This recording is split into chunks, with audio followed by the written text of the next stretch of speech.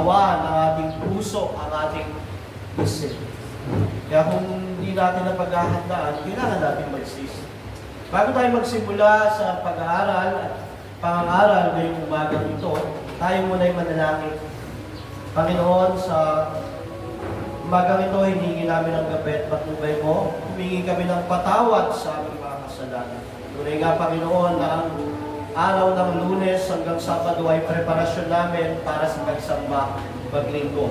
Nakahanda ang aming puso, isip, lakas, Panginoon, at ang aming offerings para sa iyo. Alam namin, Panginoon, ang lahat ng bagay na ito ay na ginagawa namin para sa iyo dapat may reverence, may kapakumbabaan, at dapat ginagawa namin ito ng masigasig, Panginoon. Patawarin mo kami kung may mga pagkukulang kami. Patawarin mo kami kung nanineglect namin ang kahalagahan ng Lord's Day. Linisin mo ang aming puso at isip. Tulungan mo kami ngayong umaga sa pamamagitan ng pangaral ng iyong salita. Ikaw lamang ang mataas, matakila at maluwalhati. Ito po ay aming dalangin sa pangalan ni Jesus. Amen. Nasubukan mo na bang magdusa para sa iba? Yan ang tanong eh. Mistaken identity. Naranasan mo na ba na ikaw ang mapagbintangan dahil sa kasalanan ng ibang tao?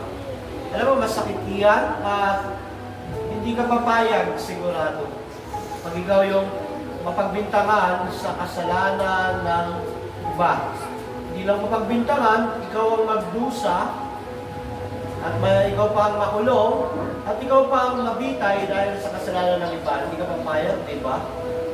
Pero sa kwento natin ngayon, kusang loob ang Panginoong Jesucristo na tinanggap ang kasalanan ng iba. Kusang loob, tinanggap ang pasakit na para sa iba. Kusang loob na tinanggap ang puot ng Diyos na para sa mga tao na dapat bigyan noon. Isaiah 3:5-6. Ngunit dahil sa ating mga kasalanan, kaya siya nasugatan. Siya ay binugbog dahil sa ating kasamaan. Tayo ay gumaling dahil sa pahirap na dinanas niya at sa mga ampas niya na kanyang tinanggap. Tayong lahat ay tulad ng mga tupang naliligaw. Nagkanya-kanya tayo ng lakad, ngunit pinataw ni Yahweh sa kanya ang kaparusahang tayo ang dapat tumanggap. Yan ho yung pinaka-main text natin ngayong umaga, yung the suffering servant. Pero pinakamainam, basahin natin at pag-aralan yung buong teksto noon. So, mababasa natin sa Isaiah chapter 53 bilang panimula. Sabi ng propeta Isaiah, sino maniniwala sa binabalita namin ito? Kanino mo ay pinakita ang iyong kapangyarihan? Ito ay tungkol sa pagpapakita ng Diyos ng mangyayari sa hinaharap. Kalooban ni Yahweh na matulad sa isang halaman ang kanyang lingkod. Parang ugat na natanim sa tuyong lupa, walang katangian o kagandahang makatawag pansin, walang taglay na pang-akit para siya ay lapitan. So ito yung lingkod ni Yahweh. Hindi siya special, walang katangian o kagandahang makatawag pansin, walang taglay na pang-akit para siya ay lapitan. Tinamak siya ng tao, ng mga tao tinakwil, nagdala siya ng hapdi at hirap, wala man lang pumansin sa kanya, binaliwala natin siya na parang walang kapuluhan. Verse 4, tunay nga, minalis niya ang ating kahinaan, pinagaling niya ang ating karamdaman, subalit inakala natin ito ay parusa ng Diyos sa kanya. At yung pinaka-verse natin, ngunit dahil sa ating mga kasalanan, kaya siya nasugatan, siya ay binugbog dahil sa ating kasamaan, tayo ay gumaling dahil sa pahirap na dinanas niya at sa mga ampas na kanyang tinanggap. Tayong lahat ay tulad na mga tupang naliligaw. Nagkanya-kanya tayo ng lakad, ngunit pinataw ni Yahweh sa kanya ang kaparusang tayo ang dapat tumanggap. Verse 7, siya ay binugbog at pinahirapan, ngunit hindi kumibo kahit isang salita. Tulad ay tupang nakatakdang patayin, parang korderong hindi tumututol kahit nagupitan, at hindi umiimik kahit kaunti man. Nang siya'y huliin, hatulan upang mamatay, wala man lamang nagtanggol sa kanyang kalagayan. Siya ay pinatay dahil sa sala ng sangkatauhan. Siya ay nilibing na kasama ng masasama at mayayaman. kahit na siya ay walang kasalanan o nagsabi man ng kasinungalingan. Sinabi ni Yahweh, ang kanyang paghihirap ay kalooban ko, ang kanyang kamatayan ay handog para sa kapatawaran ng kasalanan. Dahil dito, mabubuhay siya ng matagal, makikita ang lahing susunod sa kanya. At sa pamamagitan niya ay may sasagawa ang aking panukala. Pagkatapos ng mahabang pagdurusa, muli siyang lalasap ng ligaya.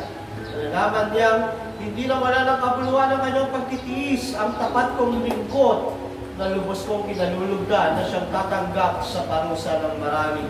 At alang-alang sa kanya, sila'y aking patatawarin dahil ito siya'y aking pararangalan, kasama nga ng mga dakila at mga pangyarihan sapagkat pusang loob niyang binigay ang sarili at nakibahagi sa parusa ng masasama. Inako niya ang makasalanan at dinalangin sila na sila'y patawarin. Ang mga Hudyo o ang Jewish ngayon ay hindi naniniwala na si Jesucristo ang Messiah. Tatlong relihiyon sa Israel: Muslim, Judaism, at Christianity. Yung side ng Judaism, hindi sila naniniwala na si Kristo yung Messiah. Ang ginagamit lang nila na book ay yung Old Testament, yung Torah, Pentateuch, at yung mga prophets. Pero, pag tinanong mo sila, in-interview mo sila, sino yung sinasabi ng propeta Isaiah sa Isaiah 53? Sasabihin nila si Yeshua o si Jesus. Yet, hindi sila naniniwala dahil hindi nila maunawaan na yung propesiya tungkol sa Isaiah 53 ay si Jesus Cristo. Dahil may takip ang kanilang puso, ang kanilang mata, at ang kanilang isip. Sila ay nag-aantay pa rin ng Messiah hanggang ngayon. Pero bago tayo dumating sa ating topic, tayo magbabalik-aral lamang sa mga napag-aralan na natin. Unang lesson natin yung creation. Nilikha ng Diyos ang lahat ng bagay sa mundo ito, ang tao ay mabuti. All is good. Walang nilikhang masama ang Diyos. Ang tao, ang kalikasan, ang mga prutas, lahat ng andyan ay mabuti. At hindi lang yun, nakipagtipan pa ang Diyos kay Adan na tinatawag nating covenant of works, na sa dalawang puno na iyon, merong kasunduan ng Diyos sa isang puno na bawal kainin ng bunga doon. Na kung matutupad niya iyon, yung puno ng eternal life ay pwedeng ipakain sa kanya para siya ay mag-glorified, at doon na magsisimula ang isang kaharian na merong mga taong perpekto at walang kasalanan. Pero alam natin, iyon ay hindi na mangyayari dahil yun ay kwento na lang. Dahil alam natin, sa ikalawang lesson, ano nangyari? Bumagsak ang tao sa kasalanan. Sin entered the world sa pamagitan ng pagtukso ni Satan na nag-anyong ahas kay Eva at pati kay Adan. Siya ay sumunod sa kanyang asawa. Yung creation na very good na naging very bad. Pero ang biyaya ng Diyos ay kahanga-hanga. Bago bigay ang paghatol, parusa, nagbigay ang pangako ng Diyos ng promise redemption sa Genesis 3:15, na mula sa binhi ng babae lalabas ang dudurog sa ulo ng ahas. Papanganak daw ng isang babae ang isang binhi na siyang wawasak sa ulo ng ahas. Sino yung ahas na tumukso kay Eva? Ito daw si Satan. Diba? Dudurugin daw at tutuklawin yung kanyang sakong, na pinapakita si Kristo bilang Messiah na papatay sa kasalanan, tatalo kay Satan sa sin at sa kamatayan, pero siya ay papako sa krus. After noon, dumami ang tao, kumalat sila, at dumating ang panahon, yung effect ng sin sa tao ay nagpo-progress pasama ng pasama. Dito, nakita ng tao, ng Diyos pala na sobrang makasalanan ng tao. The third lesson, tinawag ng Diyos si Noah para gumawa ng arko at inutusang tawagin ang mga tao para sa pagsisisi at pagbabalik loob sa Diyos. Pero di sila nakinig. Ang ginawa ng Diyos, nilunod niya o ginudge niya ang buong mundo sa pamamagitan ng baha na kumitil ng almost 7 billion ng tao at nag-iwan ng Diyos ng 8 tao para iligtas ang pamilya ni Noah. At paglabas nila ng barko, ang Diyos ay nakipagtipan muli. Diba yung kay Adan ay covenant of works na bigo, nag-promise redemption. Ngayon, nakipagtipan ulit ang Diyos kay Noah. Ang tipan na ito ay preservation, na kahit anong puot ng Diyos sa taong mga makasalanan, hindi niya nagbubulawin ng mundo. Nag-preserve niya yung tao, iniintayin yung pagdating ng Messiah. So sa 4th lesson, nakita natin na lalabas na yung dumami ulit yung angkan, pero alam natin na ang mga naging bukan ni Noah ay mga taong makasalanan pa rin. Dumami ang tao, nagkaroon sila ng pagkakaisa para magtayo ng isang tore kung saan ito ay nagpapakita ng pagkakaisa nila laban sa Diyos. Tao, unlad, sila ay nagdi-develop, nagtatayo sila ng building dahil sa kasalanan. Gusto nila ng acknowledgement sa kanilang sarili. Gusto nilang itaas ang kanilang sarili.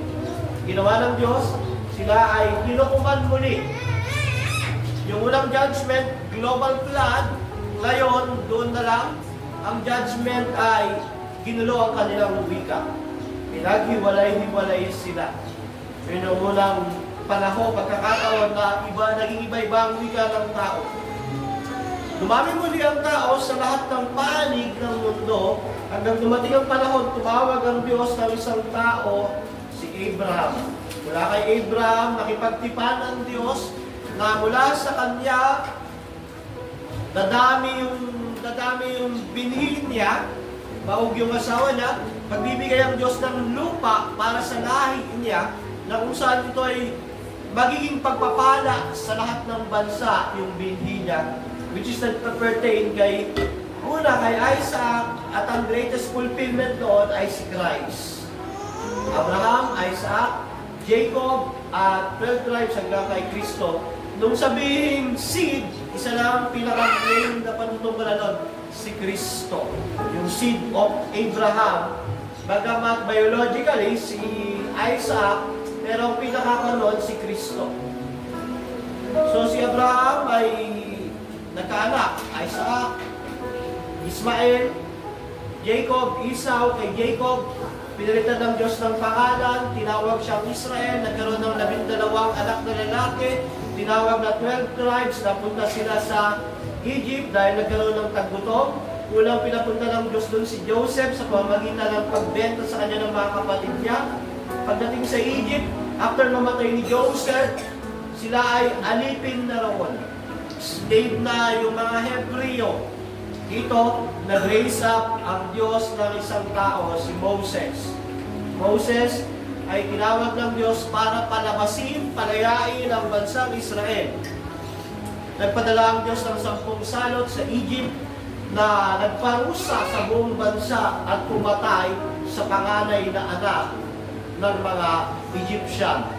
Dito, sa ikaw-huling salot, pinakita yung Passover story tungkol sa isang tupa na magiging handog para sa Diyos.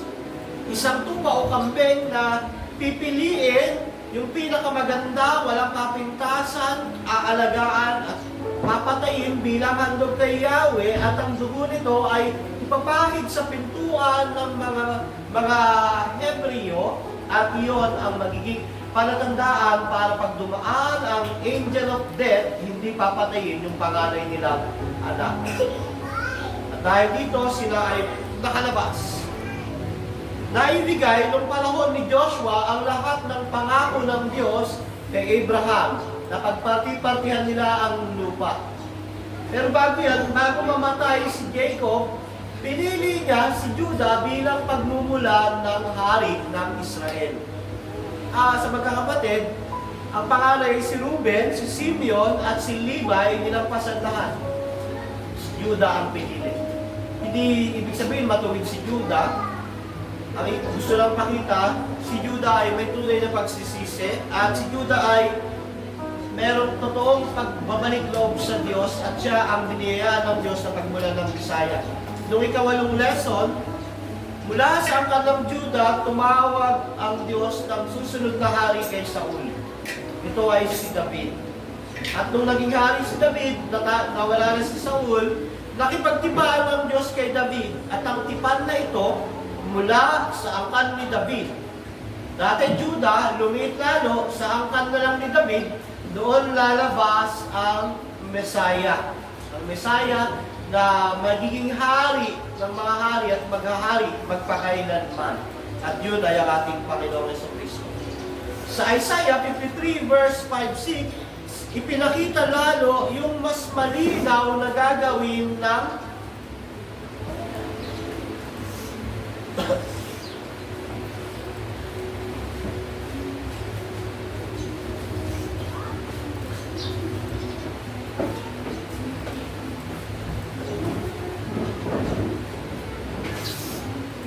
tuloy na natin. Assuring po yan. Pinakita lalo ng Diyos ang mangyayari sa tagapagligtas na darating. Lalong pinalinaw ng Diyos ang kwento kung paano ang darating na Mesaya at ang paano mangyayari sa Kanya. Actually, hindi lang dito ipinakita ng Diyos. Sa Isaiah chapter 6 verse 9 nga ba, na ang isang sanggol ang sisilang, maglilihi na ang isang birhen andon, tapos tatawagin siyang wonderful counselor, yung madalas na tekstong ginagamit natin pag araw ng Pasko. Andun na, magiging babe, magiging bata yung Mesiyas. Galing sa angkan ng Juda, mula sa pamilya ni David, at siya ay magiging baby. At sa Isaiah 53 verse 5-6, ipinapakita naman dito ang Mesiyas ay dadanas ng pasakit at pahirap para sa kasalanan ng kanyang bayan. At ang author ng libro ng ito ay si Isaiah. Ang agwat niya ay 800 to 700 years bago dumating ang Panginoong Jesucristo. Ganun kalayo. 700 to 800 years pinopropesiya na kung anong mangyayari sa Isaiah. So ang libro ng Isaiah, sinulat ni Isaiah, isang propeta noong 7th century, between 7 and 8, at ang layunin nito, pabalikin ang mga Israelita o ang Kingdom of Judah sa pagsisisi at pagtalikod sa pagsamba sa Diyos. At ang babala para sa darating na judgment ng Diyos at pagre-restore ng kaharian ng Diyos sa pamamagitan ng Mesaya. At sa ating teksto, pinapakita yung sasapitin ng tagapagligtas. Una, mga nabasa natin, hahampasin, bubugbugin, dadanasin ang parusa ng Diyos. Kabaliktaran nito sa inaasahan nila na isang mandirigma na nakasakay ng isang kabayo na may dalang espada na ang gagawin, wawasakin, sisirain yung mga kaharian at mga hari na kumakalaban sa bansa nila. Ang pinapakita ay isang suffering servant. Baliktad sa inaasahan nila. Isang Mesiyas na binubugbog, pinapahirapan, sinusugatan dahil sa kasalanan at pagkaligaw ng mga Israelita. At pinakita pa na ang lahat daw ng parusa na iyon ay binigay ng Diyos para sa kapatawaran ng ating kasalanan. Ang dahilan nito, bakit pinakita ito kay Isaiah? Kasi nakita ni Isaiah ang kasamaan ng tao. Nakita ni Isaiah nung panahon niya sa kanyang bansa, sa Juda, ang pagsamba nila sa Diyos-Diyosan. Ang pagtalikod kay Yahweh, ang kanilang kawalang katarungan sa kanilang bansa. Nakita ni Yahweh sa mga tao, pero pinakita rin ng Diyos ang pag-asa. Pag-asa ng isang nagdurusang lingkod. Kaya ang ating message ngayon, ang darating na Mesiya ay nagdurusang lingkod. Nagdurusa para sa kasalanan ng pa. Ano ang dahilan ng kanyang pagdurusa? Yun ang ating unang puntos. Sabi sa verse 5, ngunit dahil sa ating kasalanan, kaya siya nasugatan. Sabi sa verse 6, tayong lahat ay tulad ng mga tupang naliligaw, nagkanya-kanya tayo ng lakad. Sa verse 8, siya ay pinatay dahil sa sala ng sangkatauhan. Sa verse 10, ang kanyang paghihirap ay kalooban ko, ang kanyang kamatayan ay handog para sa kapatawaran ng kasalanan. Ano ang dahilan ng pagdurusa ng darating na Mesiya? Sabi ng propesiya ni Isaiah, dahil sa kasalanan. Kasalanan nila, kasalanan ko, kasalanan mo, kasalanan nating lahat. Kasalanan saan? Kasalanan sa Diyos. Ano yung mga kasalanan na yan? Paglabag sa 10 utos ng Diyos. Di ba napag-aralan natin ang 10 utos ng Diyos ay hindi lang positive, hindi lang negative, meron itong positive command. Ang 10 utos, ang standard ng kabanalan ng Diyos. At yun ang nilabag ng mga tao noong panahon ni Isaiah na hanggang ngayon, nilalabag pa rin ng mga tao sa panahon natin. Sumasamba sila sa Diyos-Diyosan. Ginagamit nila ang pangalan ng Diyos sa mga bagay na hindi mahalaga. Hindi nila sinasamba ang Diyos sa maraming gusto ng Diyos. Sinasawalang bahala nila ang araw ng pagsamba. Lahat iyan ay kasalanan na dahilan ng pagdurusa ng darating na lingkod ni Yahweh o ng Mesiya o ng ating Panginoong Jesucristo. Ano ba yung 10 utos? Actually, sa 3 pa lang po. Ano ba yung unang utos? Huwag kang magkakaroon ng ibang Diyos maliban kay Yahweh. Yun yung negative command. Tawag. Ano ang positive noon? Pag hindi ka nagkakaroon ng ibang Diyos, dapat sambahin mo siya sa pagsamba na dapat para sa Diyos. Remember, pinapaalala ko po sa inyo na dapat pag Lord's Day, nakaprepare ang puso at isip nyo. Hindi yung aantok-antok tayo pagdating ng pagsamba. Iyan ay hindi pagsamba sa Diyos. Pag hindi ka naka-ready sa araw ng pagsamba, hindi naka-ready ang puso at isip at katawan mo, binabiolate mo yung unang utos. Hindi mo sinasamba ang Diyos. Kasi hindi naman tinatanggap ng Diyos ang pagsamba na baliwala lang. Diba? Ang 10 utos ay hindi lang external. Yung dadalo ka, darating ka, ito ay internal. Yung buong puso mo, yung buong isip mo, nakafocus sa salita ng Diyos. Yan ang violation nila kahit tayo. Diba? So pinakita ng Diyos ng kay Isaiah na ang Mesiyas ay magdurusa dahil sa kasalanan. Anong kasalanan ito? Paglabag sa 10 utos ng Diyos. Meron silang ibang Diyos bukod kay Yahweh. Ano yun? Yung sarili nila. Yung trabaho nila. Yung kinabubuhay nila. Yung pamilya nila. Kaya ang resulta, nagkakasala sila sa Diyos. Pangalawa, huwag kang gagawa ng imahe at yuyukuran nito. Huwag mong gagamitin ang pangalan ng Diyos. Yet, ang Israel ay walang rebulto dahil nadalas na sila anong panahon ni Moises.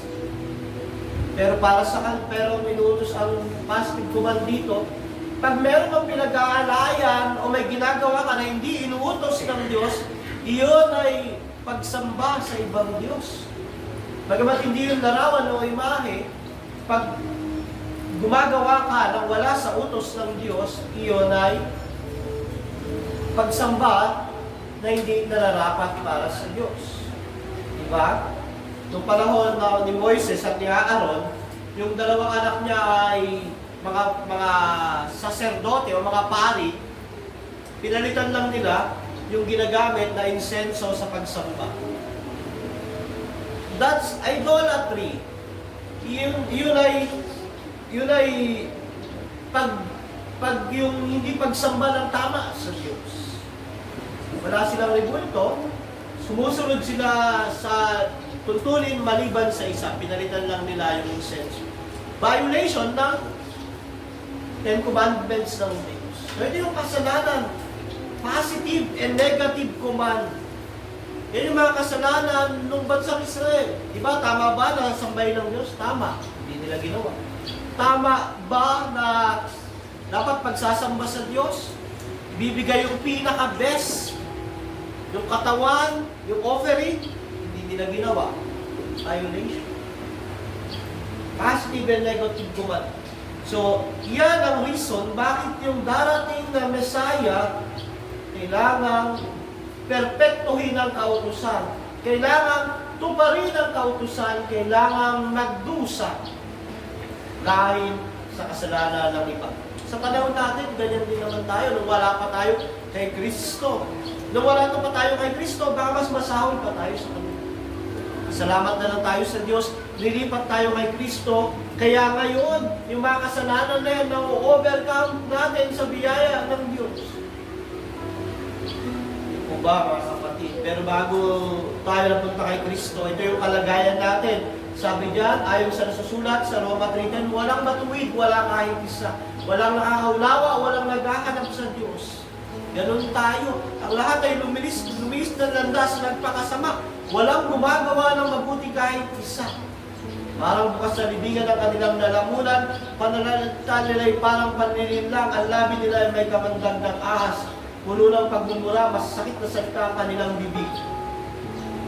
Alam natin, sabi diyan, alam sa verse 19, alam natin na anumang sinasabi ng kautusan ay sinasabi sa mga nasang nito upang walang may dahilan ng sinuman dahil dito ay malalagot ang lahat sa Diyos. Dahil diyan, sa mga kasalanan na iyan ng tao, pinakita kay Isaiah, ang darating na Messiah ay magdurusa para sa kasalanan ng iba. Kasama din yung kasalanan mo. Kasalanan mo noon, kasalanan mo pa rin ngayon hanggang sa kasalanan mong magagawa sa inahan. Pero Diyos ko naman, kapatid, kaya pinapangaral sa inyo ang mga bagay na ito para matutunan tayong patayin yung mga kasalanan na yan na naghihiwalay sa atin sa Diyos. Mga kasalanan na iyan na nagiging dahilan para hindi natin ma-enjoy ang biyaya ng Diyos. Bukod dyan, ito pa yung mga kinakamuhian ni Yahweh. Sabi sa Kawikaan 16:19, kinamumuhian ni Yahweh ay 7 bagay. Mga bagay na kanyang kinasusuklaman, kapalaluan, kasinungalingan, ang mga pumapatay sa walang kasalanan, pusong sa kapwa ay walang mabuting isipan, mga pangungod ng tulin sa landas ng kasamaan, saksing sinungaling, mapaglubid ng buhangin o paggawa ng kwento, pag-aaway ng kapwa, lagi niyang gustong gawin. Yan yung mga kasalanan na kinamatayan ni Kristo. Kinamatayan ng yung Messiah. Reason kung bakit siya nagdusa.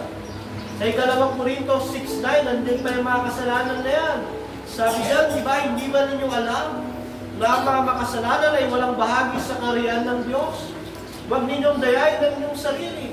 Ang mga nakikiapin, sumasamba sa Diyos-Diyosan, nanganganunya, nakikipagtalik sa kapwa lalaki o kapwa babae, nagnanakaw, sakim, naglalasing, nanalait ng kapwa o nandaraya, ay walang bahagi sa kaharian ng Diyos. Pero alam ko mga kapatid, wala sa inyo ang ganyan dahil nasa inyo na si Kristo.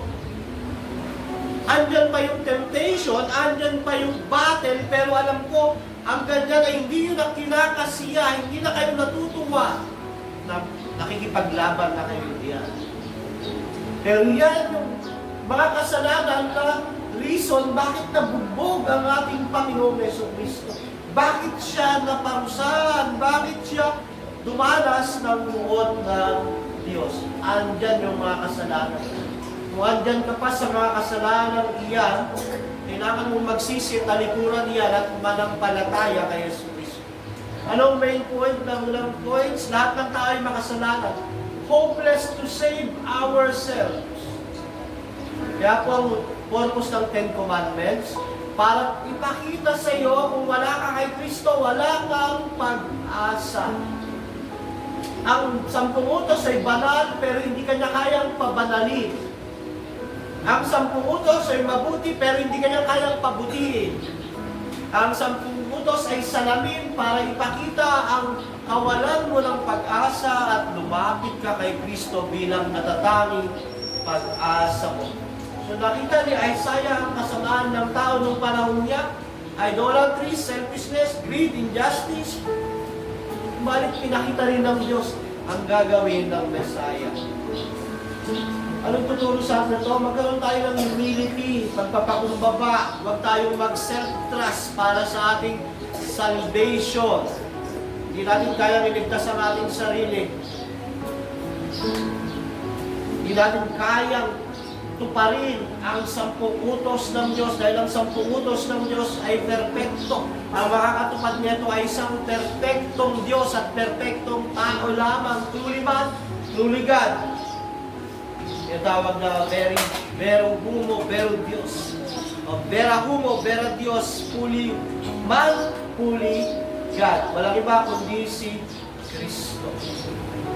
Iyon ang mga kasalanang pinamatayan ng Panginoong Jesucristo.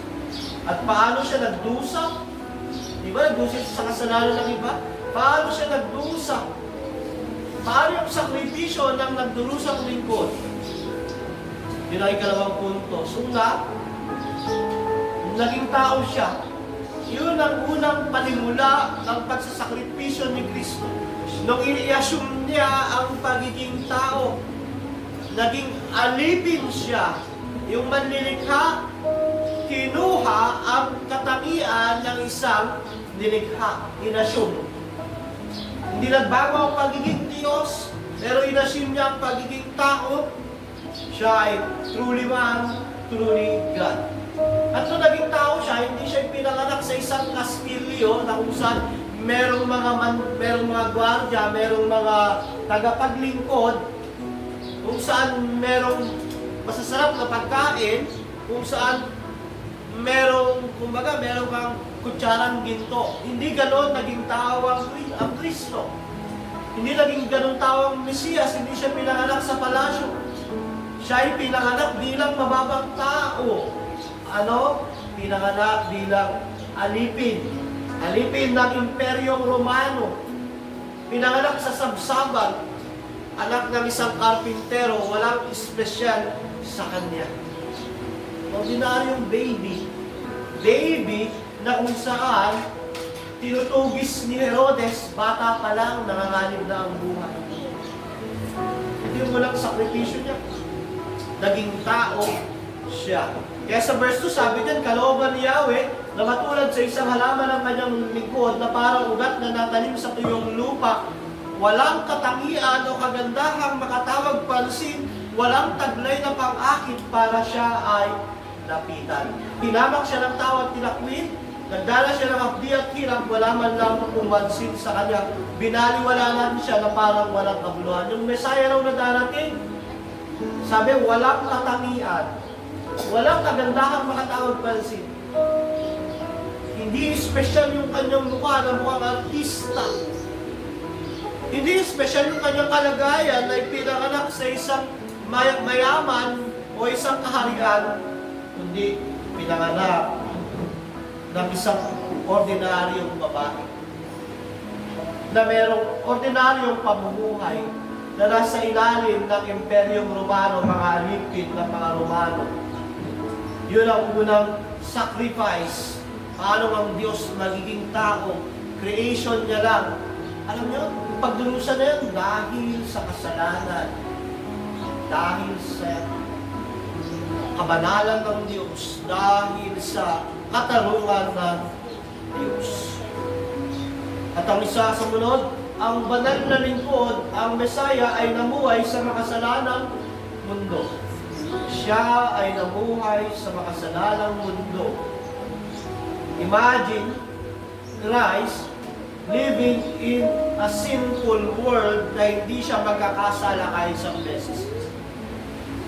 Isipin nyo, si Kristo, naging tao, ordinaryong tao, mabubuhay siya sa makasalanang mundo. At kailangan niyang sundin ang 10 utos ng perpekto. Isipin niyo yun? Si Christ, meron siyang narinig na hindi na kinakers ang magulang, kailangan niyang sawayin. Dahil pag di niya sinaway, magkakasala siya, sin of omission and commission. Nabuhay si Kristo sa isang mundong makasalanan na siya ay wala kakayahang magkasala, pero dahil wala siya kakayahang magkasala, siya ay banal, yung kasalanan ay talagang dumidiin sa kanya. Talagang yung purity niya bilang truly man, truly God, at nandun siya sa isang simple word na kailangan niyang sundin ng 10 utos, hindi siya pwedeng tumingin ng mahalay sa babae.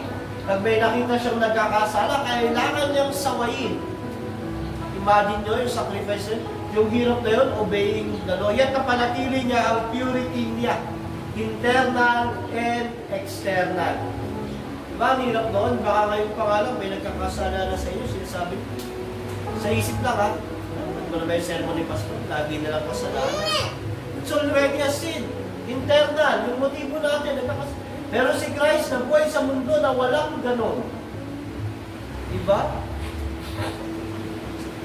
Ang isang ilustrasyon niya, halimbawa, hindi ka naninigarilyo, bagamat kulang na kulang ang ilustrasyon, napunta ka sa isang kwarto na lahat naninigarilyo, puro usok, pagpunta mo roon, tapos hindi mo pwedeng takpan ang ilong at bibig mo, nakakasuka, nakakahilo. Diba? Ganon ang dinanas na suffering ni Christ. Nasa isang mundo siya na makasalanan kung saan hindi siya pwedeng magkasala. Ang tukso ay parang tumutusok sa kanyang puso at isip. Ang kasalanan ay parang humihiwa sa kanyang persona. Diba? Lahat ng suffering na ito ay dinanas ni Jesus para sa kasalanan at kaligtasan ng kanyang mga tao.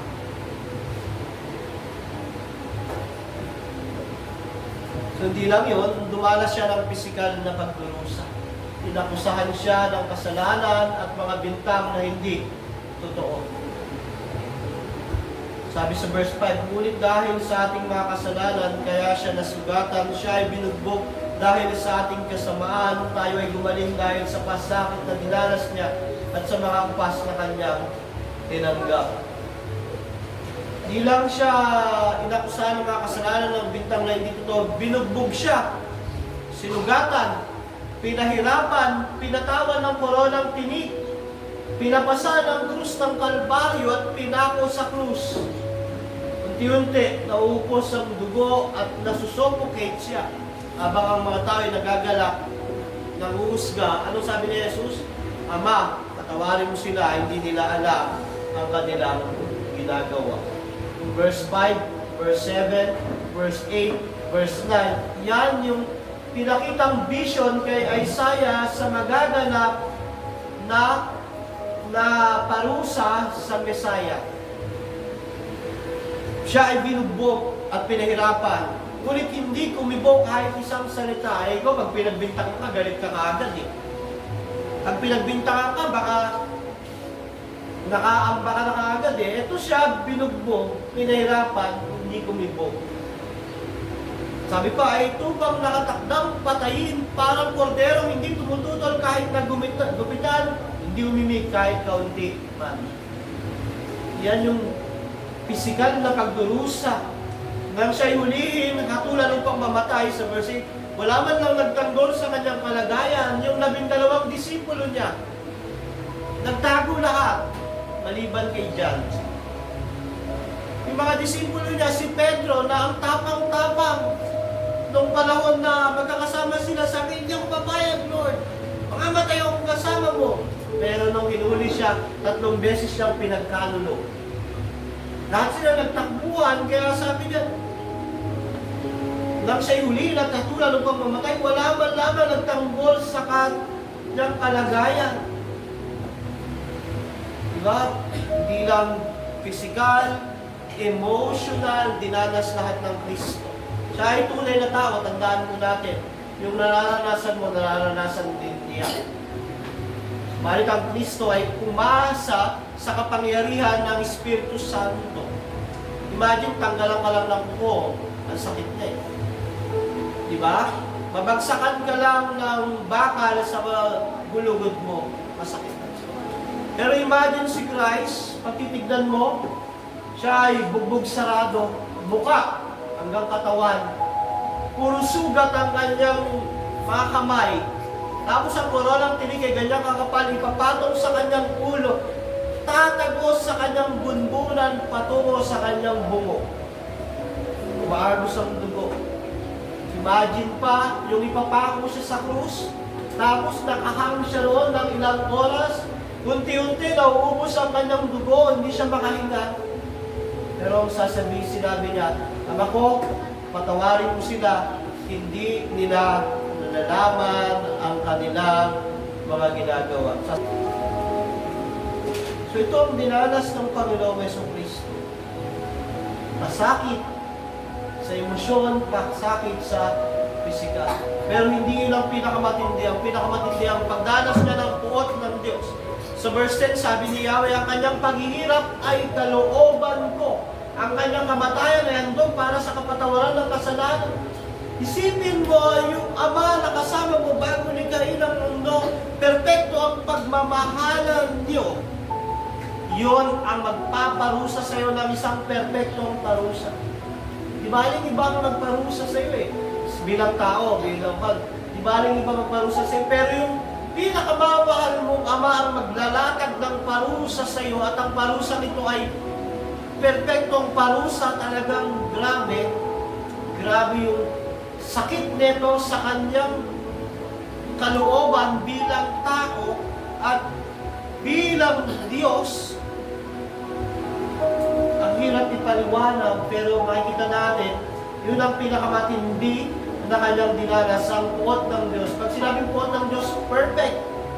Pero bago iyon, sila ay may perfect love, unity, dahil meron lamang isang Diyos.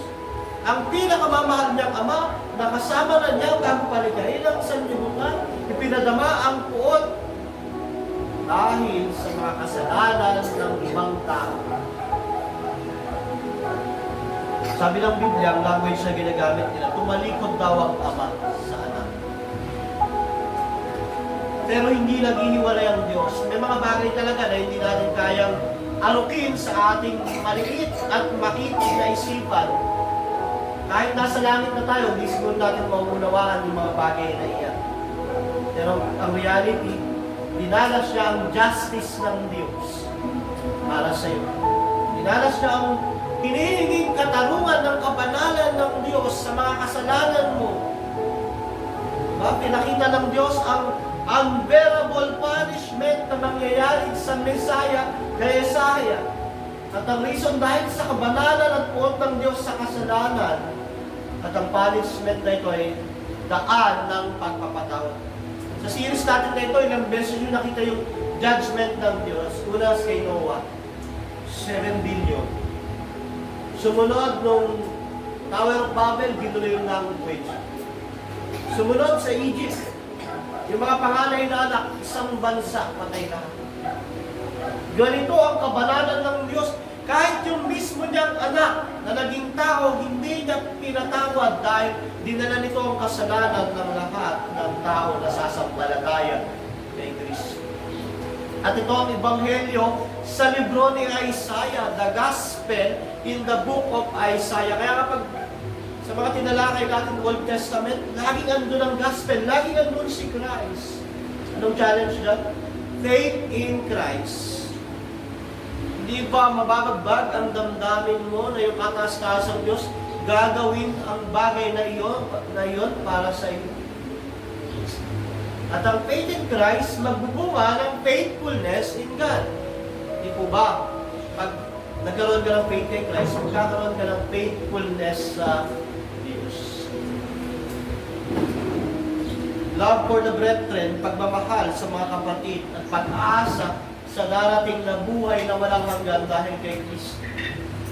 Kung wala ka kay Kristo, ang punta mo, impyerno, sigurado. Pero dahil sa Diyos, tinawag ka, pinawalang sala, pinababanal dahil kay Kristo, ikaw ay may aasahan para sa buhay na walang hanggan. Iyon yung sakripisyo ng Panginoong Jesucristo. Dahil iyon sa sakripisyo ni Kristo. Ano ang resulta ng sakripisyo ng nagdurusang lingkod? Sabi sa verse 4, tunay ngang inalis niya ang ating mga kahinaan, pinagaling niya ang ating mga karamdaman. Ito ang paboritong gamitin ng mga prosperity gospel. Sasabihin nila, in Jesus' name, you are healed. Tapos kukot nila, inalis niya ang ating kahinaan, pinagaling niya ang ating mga karamdaman. Eh, Pastor, bakit hindi ko magaling yung sakit ko? Kulang ang faith mo, kapatid, din mga language. Pero hindi ito tumutukoy sa physical healing. Tumutukoy ito sa kagalingang spiritual dahil ang pinakamalaking kasakitan ay kasakitang spiritual, ang kasalanan. Verse 5, tayo ay gumaling. Gumaling na naman. Ano ito? Gumaling sa kasalanan. Gumaling mula sa virus ng kasalanan at kamatayan. At sabi niya, tayo gumaling dahil sa kahirap na dinanas niya at sa mga hampas na kanyang tinanggap. Yun ang bunga ng sakripisyo ng nagdarusang lingkod. Ang kanyang kamatayan ay handog para sa kapatawaran ng kasalanan. Nasatisfy yung kabanalan at katarungan ng Diyos, di ba? Kaya sabi, ang kanyang paghihirap ay kalooban ko, ang kanyang kamatayan ay handog para sa kapatawaran ng kasalanan. Dahil hindi nyo kayang bayaran ng mga kasalanan nyo, sabi ng Diyos, ito ang aking anak. Andyan siya, magiging kagaya nyo. Yung hindi nyo kayang gawin, gagawin niya para sa inyo. Yung hindi nyo kayang bayaran, babayaran niya. Ang gagawin ng Diyos, yung pot niya sa kasalanan, yung kanyang kabanalan na humingi ng katarungan, ibabagsak niya lahat kay Kristo. Yun ang pinakita kay Isaiah na ebanghelyo. At mapalad tayo kasi alam na natin yung kwento na yun sa kanila, ano pala, kumbaga prophecy 700 years. Satisfaction of God, holiness and justice. Ang Diyos po ay hindi papabayaan ng kanyang holiness at justice. Sa mundo na kung saan ang mahalaga lang ay happiness, love, ang mga church, yan ang gusto. Happy ba tayo mga kapatid? Love ba tayo? Dapat maiba tayo na church. Sa mundo na kung saan ang mga church, ang focus ay happiness at love, tayo ay dapat mas focus sa holiness dahil ang Bible, hindi dinescribe ang Diyos na love. Mercy. Anong dinescribe sa Isaiah 6:3? Holy. Tama ang love, tama ang tinatawag natin na happiness, pero dapat yan ay nakapundasyon sa holiness ng Diyos. Kahit yung kanyang anak, hindi niya pinatawad, di sinabi ni Lord, di Jesus na, love, para kami, hindi. Tanggapin mo ang holiness ko, tanggapin mo ang justice ko sa krus ng Kalbaryo. Tayo bilang church, hindi masama ang love, hindi masama ang happiness. Pero huwag natin i-overemphasize, bigyan natin ng emphasize ang holiness and justice ng Diyos. Kaya pagsasamba ka, kapatid, tandaan mo, banal ang Diyos na sinasamba mo. Hindi niya tatanggapin ang pagsamba mo kung wala yan sa pinagutos niya. Hindi niya tatanggapin ng Diyos kung ang motibo mo ay mali. Hindi yan tatanggapin ng Diyos kung ang motibo mo ay selfish. Dahil ang Diyos ay banal. Nung patayin ng Diyos ang mga anak ni Aaron, alam niyo ang sabi ni Moises, yan ang sinasabi ko sa inyo kasi ang Diyos ay banal. So na-satisfy ang God's holiness and justice. Nagkaroon ng forgiveness of sin for the believers. Sa verse 11, pagkatapos ng mahabang pagdurusa, muli siyang lalasap ng ligaya, malalaman niyang hindi na wala ng kabuluhan ng kanyang pagtitiis. Mula pagkapanganak, dumanas na ng suffering si Kristo. Sa baby, siguro nung dumating sa tamang pag-iisip, kasi ang law ay sin of omission and commission, pag alam mo yung tama, hindi mo ginagawa, nagkakasala ka. So si Kristo, nung nasa tamang pag-iisip na siya, Lahat ng nakikita niyang nagkakasala, sinasaway niya. Lahat ng alam niyang tamang gawin, halimbawa may nakita siyang matanda, kailangan tulong, tinutulungan niya. Wala siyang pinapalampas, ganun. Yung sakripisyo, sabi ito, hindi nawala ng kabuluhan ng kanyang pagtitiis. Dahil ang mga taong inalayan niya nito ay meron ng kaligtasan at buhay na walang hanggan. Ang tapat kong lingkod na lubos kong kinalulugdan na siyang tatanggap ng parusa ng marami at alang-alang sa kanya sila'y aking patatawarin. Meron ng forgiveness of sin, yung result ng sacrifice ni Christ from the beginning of His life to the end of His life. Forgiveness of sin, hindi nawalan ng saysay ang kanyang pagtitiis. Siguro nung nakita ni Isaiah ito, umiiyak siya. Siguro nung nakita niya ang naunawaan ito ng mga apostol, nung panahon ng bagong tipan, sila ay lumuluha at tinatagukan ang kanilang sarili dahil sa mga kasalanan nila. So, hindi lang forgiveness of sin, reconciliation, naayos ang relasyon ng Diyos at tao. Na nawala nung nagkasala si Adan at si Eva, nawala yung imago Dei o image of God, nawala yung relasyon ng Diyos. Dating anak ng Diyos, naging anak ng Diablo. O tinatawag ng imago Diablo, image of the devil. Kaya yung mga wala kay Kristo, bagamat na-mar yung image of God, natakpan ng image of the devil. Kaya nga si Christ, sabi niya sa mga paris, you are with your father, the devil. Kaya ang tao, pag wala kay Kristo, ang image of God natakpan. Ano na yung takip? Image of the devil. Anong gusto niya? Idolatry. Hindi niya sinasamba ang tulay na Diyos sa paraang gusto ng Diyos. Ang gusto niya, siyang magtatakda kung kailan ang pagsamba.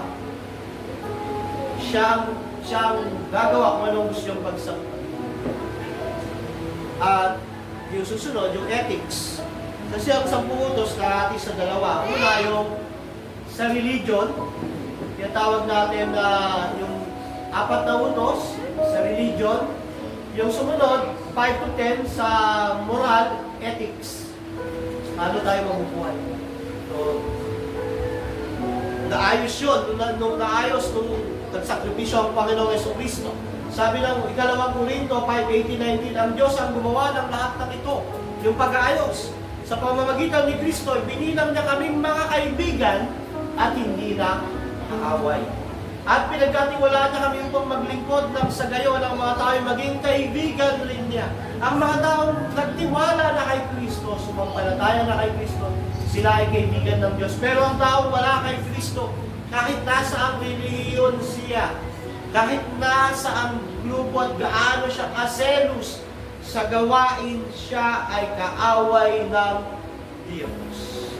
Sa verse 19, ang ibig bang sabihin, sa pamamagitan ni Kristo, yung mga tao ay binilang ng Diyos na kaibigan, hindi na niya tinatandaan ang kanilang mga kasalanan.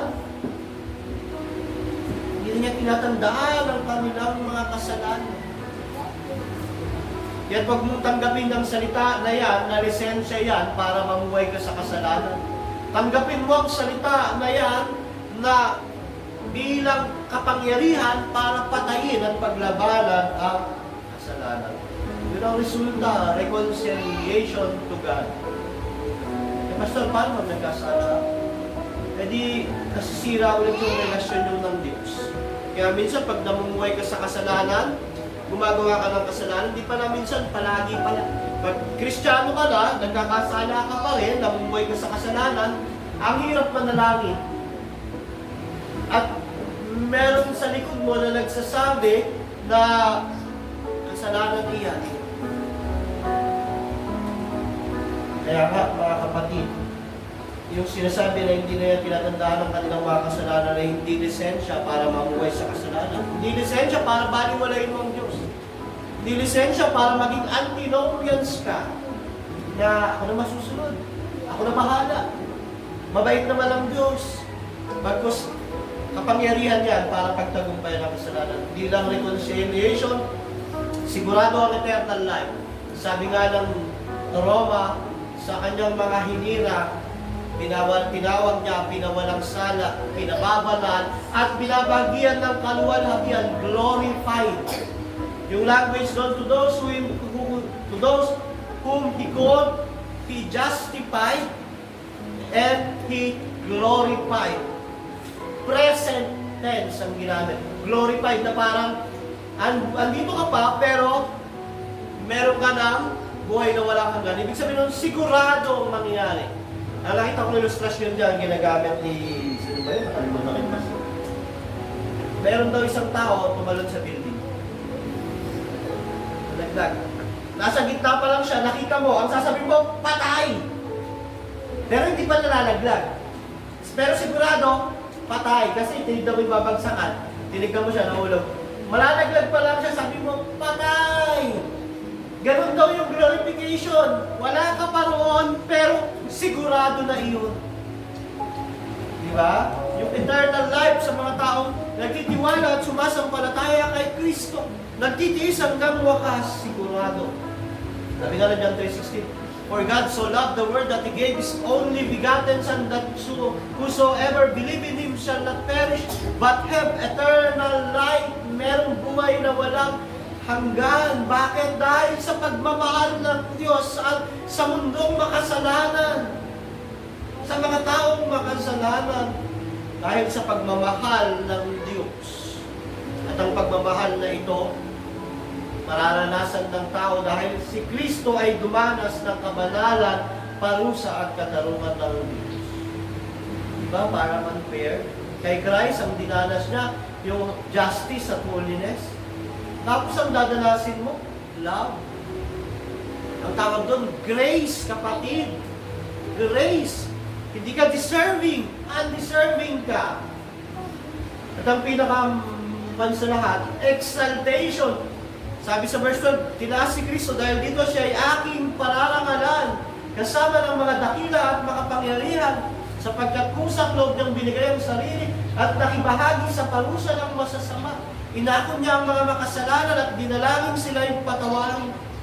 Parang language ng Pilipos 2:9-11, dahil dito siya'y lubusang tinaas ng Diyos, binigyan ng pangalan, higit sa lahat ng pangalan, sa gayon, sa pangalan ni Jesus, ay luluhod at magpupuri ang lahat ng nasa langit, nasa lupa, at nasa ilalim ng lupa. Ang lahat ay magpapahayag. Kasi Yesu Kristo ay Panginoon, sa kaluluwalhati na ang tawag dito ay mediatorial lordship. Isang pagkapanginoon na nakuha ni Jesus dahil siya ay nagsakripisyo at namatay para sa kanyang tao. Lord si Christ, tawag dito yung creational Lord si Christ dahil siya yung may likha. Pero yung mediatorial lordship, nakuha niya iyon nung ialay niya ang kanyang buhay at mamuhay siya ng perpektong buhay para sa tao. Binigay sa kanya ng Ama ng Diyos ang isang karangalan bilang mediatorial lordship.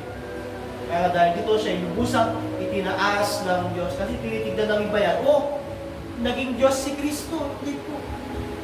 Bago paligay ng mundo, ano na siya? Diyos na siya. Ang lordship ng exaltation ay mediatorial lordship. Tagapamagitan siya sa mga taong kinamatayan at niligtas niya. Kaya po, there's only one mediator between God and man. The man, Christ Jesus. Hindi si Maria. Dahil si Maria ay tao lang at makasalanan din, kagaya natin. We respect Him, we love Him, pero we cannot worship Him.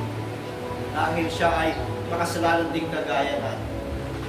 Alam mo, main point, God forgives sin through Christ, and God exalted Christ.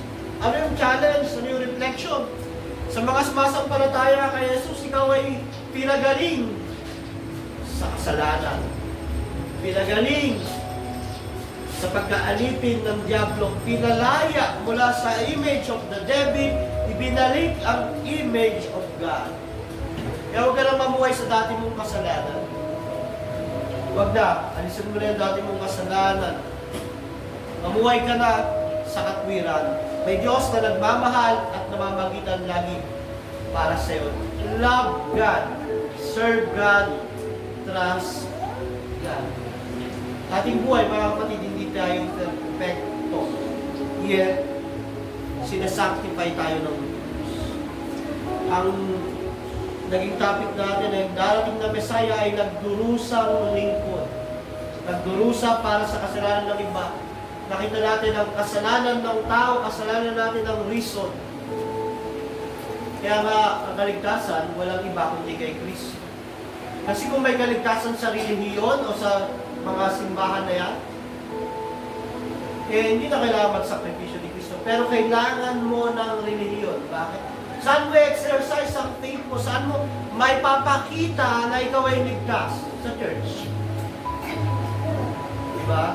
Hindi naghihiwalay ang religion at relationship. Pero religion alone cannot save. Ano makapag-save? Si Christ. Yung relationship mo kay Christ. Pero pag naligtas ka, saan ka pupunta? Magsasarili ka? Kailangan mo ng church bilang means of grace. So, ang sakripisyo ng nagdurusang lingkod, ang sakripisyo na hindi mo kayang pantayan at tumbasan. Kasi simula nung pinanganak ka pa lang, makasalanan ka na. Si Christ, pinanganak ng isang birhen. Kailangan yon para ang ipapanganak ay walang bahid ng kasalanan. At sinunod niya lahat yon, yung pagiging tao, 9 months, pinanganak, di ko lang alam, baka 7 months o 8 months. Kasi may nabubuhay naman na gano'n eh. Basta, sinunod niya yung pagkapanganak. Tapos, lahat ng kautusan, ceremonial law, sacrificial law, moral law, 10 utos, lahat sinunod niya at pinperfect. Hindi lang yon. Dinanas niya ang parusa, bugbog, sakit, kamatayan sa krus, at ang pinakamasakit, ang pagpaparusa sa kanya ng Amang nasa langit dahil sa kabanalan para sa kasalanan. Ang resulta ng kanyang sakripisyo, ikaw ay meron ng kaligtasan sa kasalanan. Naayos na yung relasyon mo sa Ama. Meron kang inaasahang buhay sa langit. At ang pinakamasaya sa lahat, andyan si Kristo, tagapamagitan natin. Andun siya sa kalangitan, sa piling ng Diyos. Namamagitan sa mga tao na pinababanal ng Espiritu Santo ang Lord. Nawa, nakita natin ang gospel o ebanghelyo sa libro ng Isaiah tungkol sa nagdurusang lingkod ang Isaiah. Pero kapatid, pag wala ka pa kay Kristo, ang nasa iyo ay image of the devil. Wala ka pa kay Kristo, hindi ikaw yung kinamatayan at pinagsakripisyohan ni Kristo. Andun ka pa sa mga taong kinapuputan at kinamumuhian ng Diyos. Ang tanging paraan para mapasa iyo ang sakripisyo ni Kristo ay pagsisiyan mo yung mga kasalanan. Yung pagsamba mo sa Diyos-Diyosan, yung pagsisinungaling, pandaraya, pagnanakaw, pakikiapit sa isipan, sa puso, yung paggawa mo ng imahe na sinasamba mo. Sino yung mga imahe na? Ikaw. Mas mahalaga ka sa tingin mo kasi sa Diyos. Yung family mo, minsan nagiging imahe mo. Imahe ng Diyos. Yung trabaho mo, yung negosyo mo, minsan nagiging image yan eh. Pag inuuna mo yan kaysa sa Diyos. Pagsisihan mo yan, talikuran mo at itiwala mo lahat kay Jesus. Sigurado, yung sakripisyo ni Kristo ay mapupuntas sa iyo. Kakaroon ka ng isang buhay na ganap at kasiya-siya na kanyang pinangako sa pamamagitan. Tayo po ay manalangin. Panginoon, salamat po sa patuloy na kaming lesson. Tunay nga na kami ay nabangha sa Ebanghelyo sa libro ni Isaiah kung paano ipinakita 700 years bago dumating si Christ ang mangyayari sa Mesiyas. Alam namin sa dokumento ng 4 Gospel, Matthew, Mark, Luke, and John, nangyari nga ito kay Kristo. Nangyari ito sa aming Panginoong tagapagligtas. At matatag namin itong panghahawakan bilang gabay sa aming kaligtasan, bilang pagpapatatag sa aming pananampalataya sa Kanya. Purihin ka, Panginoong Yesus, sambahin ka, luwalhatiin ka, aming Diyos. Tulungan mo kami at samahan palagi.